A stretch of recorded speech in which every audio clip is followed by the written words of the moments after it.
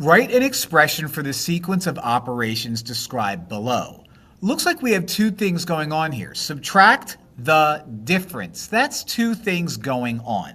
So what I need to do is break this sentence into two steps. Okay, so the first thing that I'm going to look at is the difference of 8 and 2. So I'm going to say the difference of 8 and 2 is, difference means minus, so let me write that up here to make sure I feel good. 8 minus 2.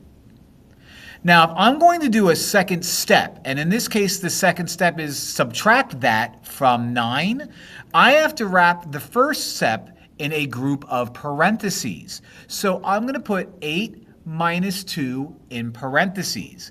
Then I'm going to subtract that parentheses from 9.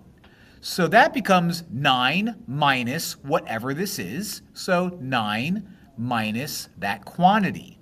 So in the end, I get 9 minus parentheses 8 minus 2 close parentheses. And that's my expression.